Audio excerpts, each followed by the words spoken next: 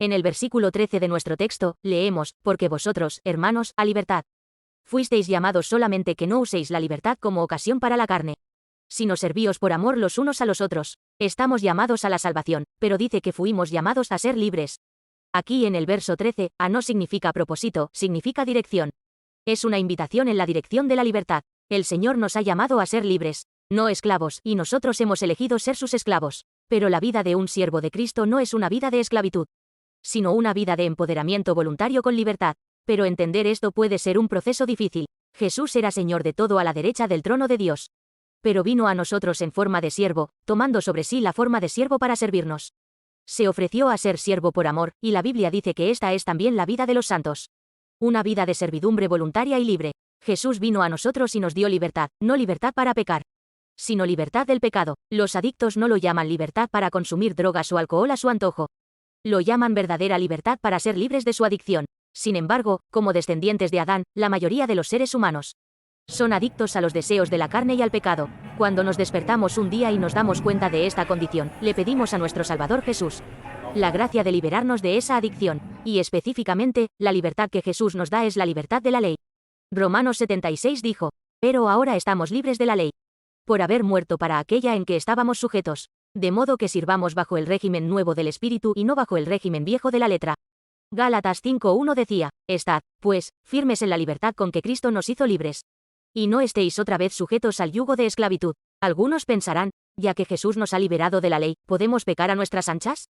Pero esa libertad de la ley viene con una condición: que yo crea que Jesús fue a la cruz y murió en mi lugar por todos mis pecados. Pero cuando creo que Jesús murió en la cruz por mis delitos y transgresiones, no digo, ahora, puedo pecar a gusto, todo lo contrario digo, ya que Jesús fue tan lejos como para morir por este pecado mío, debo alejarme de él. ¿Y qué puedo hacer yo para corresponder a esa gracia y a ese amor?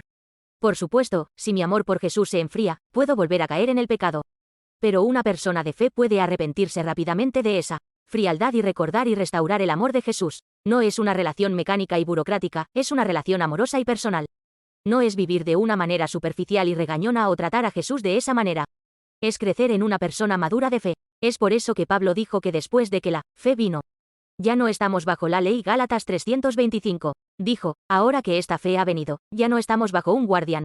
La fe nos lleva a la mente de Cristo, por lo que tenemos una nueva mente hacia Dios y nuestro prójimo. Ya no hacemos el bien para ser bendecidos, sino que hacemos el bien porque nos hemos convertido en la mente de Cristo.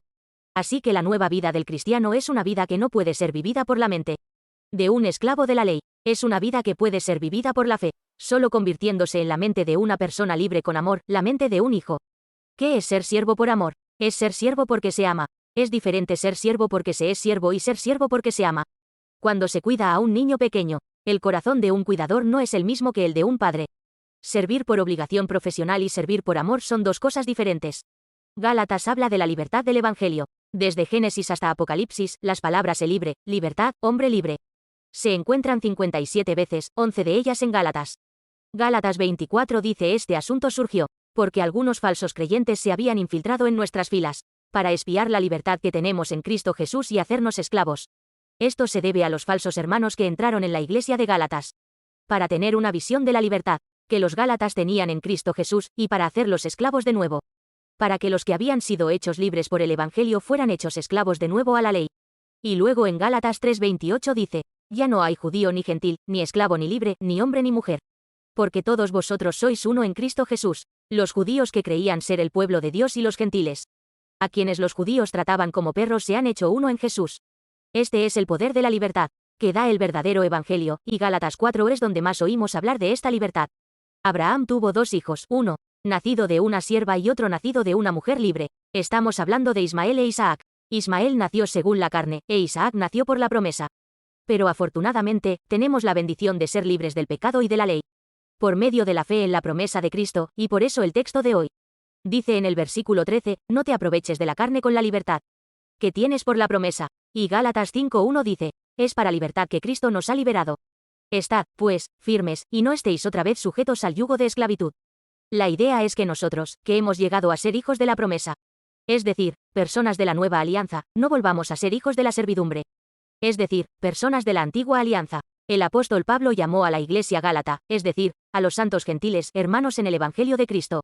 Los gentiles son hermanos y este llamamiento como hermanos es porque Jesucristo los ha llamado a la libertad. Pablo no obtuvo su libertad porque escogió a Jesús de la misma manera. Los miembros de la iglesia de Gálatas no obtuvieron su libertad porque escogieron a Jesús, fueron escogidos y llamados por Jesús primero.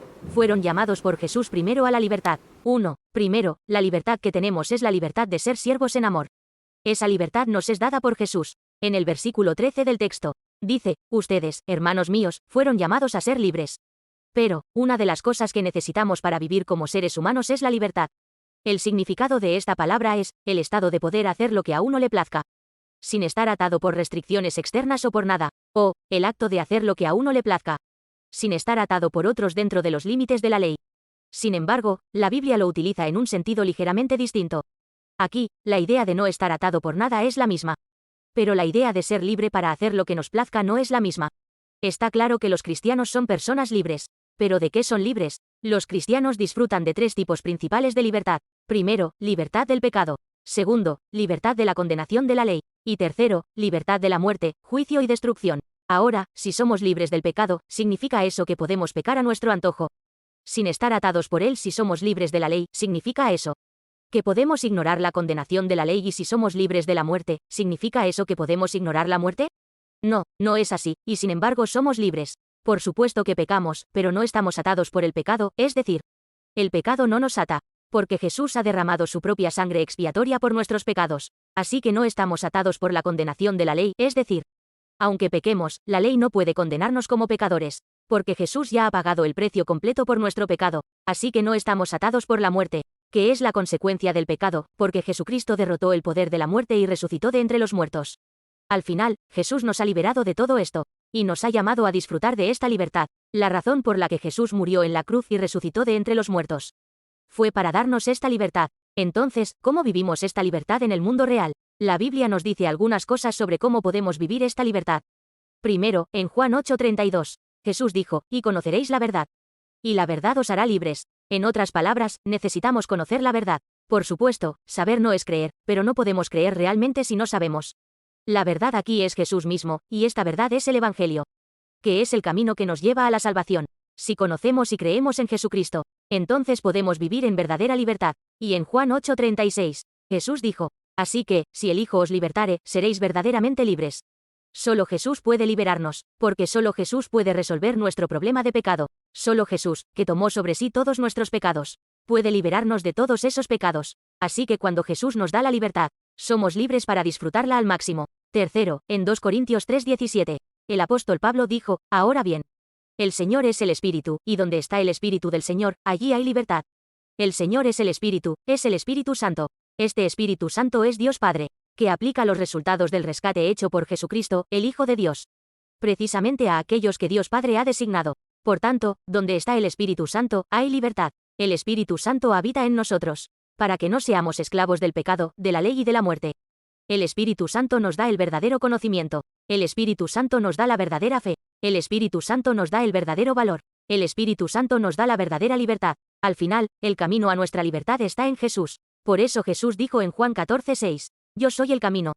En otras palabras, Jesús es el camino al Padre. Jesús es el camino a la salvación.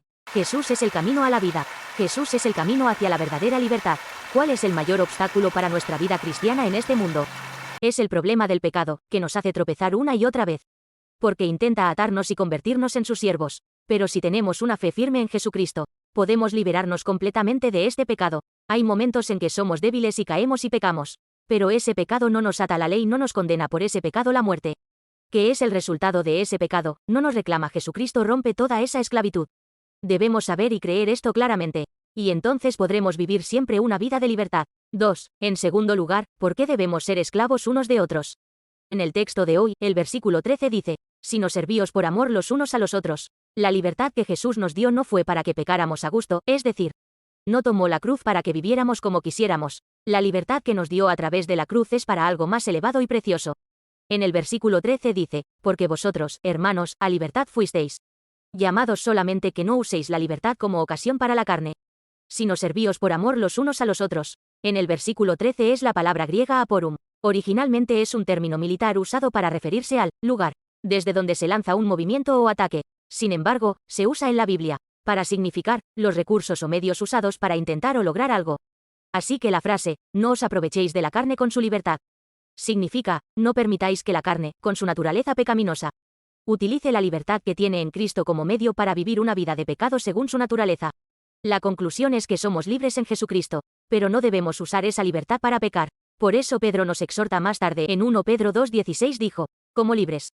Pero no como los que tienen la libertad como pretexto para hacer lo malo, sino como siervos de Dios. La libertad que tenemos en Jesús nos ha liberado completamente de la ley ceremonial y literal, lo cual es ciertamente una libertad espiritual, pero no debemos usarla como una oportunidad para complacernos en la naturaleza pecaminosa de la carne, porque eso sería una necedad que deshonraría el gran regalo de la libertad y el gran pago que Jesucristo hizo por nosotros en la cruz. En segundo lugar, se nos dice que usemos esa libertad para servirnos unos a otros en amor. La palabra amor aquí es ágape en griego. Este no es cualquier amor, este es el amor del que Pablo está hablando. Y Pablo ya ha descrito la sustancia de ese amor antes, en Gálatas 2:20, donde dijo, vivo de la fe en el Hijo de Dios, que me amó y se entregó a sí mismo por mí. Así que el amor del que está hablando es el amor que surge de la fe en la cruz de Cristo. Y es un amor que tratamos de imitar. Al fin y al cabo, el amor del creyente es impensable al margen de Jesús. El creyente demuestra su fe a través del amor, y un creyente en Jesús está obligado a demostrar ese amor. Así que un cristiano verdaderamente libre es aquel que está libre de las reglas ceremoniales de la ley, pero que es libre para vivir plenamente el gran mandamiento de la ley, que es el amor. Y en esta libertad de amor, Pablo dice, sé esclavo.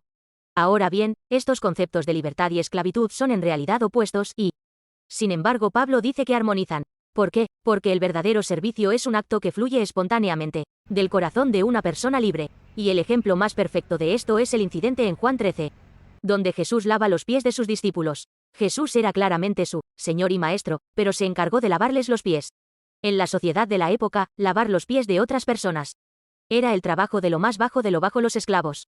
Incluso los rabinos de la época aconsejaban a los judíos que no lavaran los pies de los demás, pues lo consideraban degradante. Sin embargo, Jesús, el Hijo de Dios, lavó los pies de los pecadores. Y dijo a sus discípulos que se lavaran los pies unos a otros. En otras palabras, a través de sus acciones, Jesús mostró a sus discípulos cómo era el verdadero servicio y amor, y les dijo que así era como debían vivir. Pero el mayor ejemplo de esto es la cruz de Jesús. Jesús entregó personalmente su vida por aquellos pecadores, no porque nadie le obligara, no porque fuera impotente. Él es el Dios absoluto que creó los cielos y la tierra, que controla toda la historia y, sin embargo, fue a la cruz por amor a su pueblo. Así que si realmente creemos en Jesús, si creemos en el hecho de que hemos sido amados por Jesús, entonces debemos imitar ese amor, y la forma en que lo hacemos es mediante el amor servicial. Nuestro prójimo a quien debemos servir es el pueblo de Dios, a quien Jesús salvó con el derramamiento de su sangre. 3. En tercer lugar, ¿de quién debemos ser siervos? Hemos de vivir por la gracia de servir al mundo. El servicio es el espíritu del cristiano. Si no interiorizamos el servicio, no estamos viviendo la vida cristiana. Por eso yo y tú hoy tenemos el nombre de siervo. Porque, en el reino del mundo, los que sirven pueden ser ignorados y ridiculizados como tontos.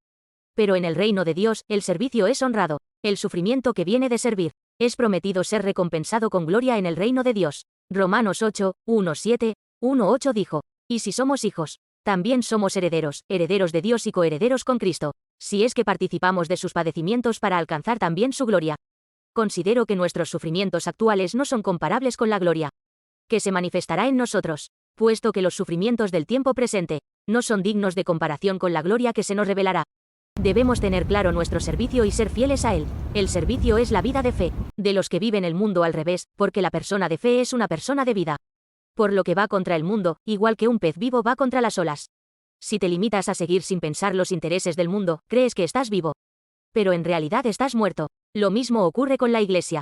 Si la iglesia sigue al mundo, es una iglesia muerta. Por lo tanto, así como la vida crece a través de las rocas más grandes y duras, lo mismo sucede con los santos. Por eso, el pueblo del reino de Dios va contra el mundo, y por eso, en algunos momentos ha sufrido tribulación y persecución, y en algunos momentos ha sido sacrificado por martirio, pero nunca transigiendo con el mundo, sino obedeciendo la voluntad de Dios, oyendo, creyendo, observando y haciendo lo que Dios dice.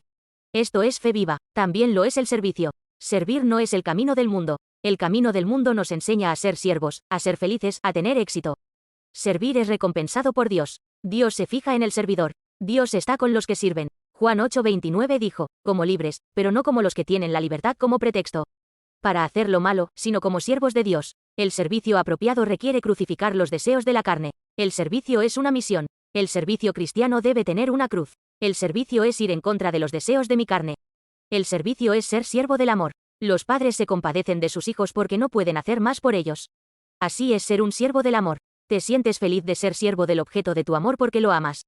Si eres un siervo del amor, eres feliz. Entonces yo soy feliz, tú eres feliz, el Señor es feliz, y al final, el reino de Dios se establece en mí, en mi hogar, en la iglesia, en esta sociedad, y todos saboreamos verdaderamente el cielo.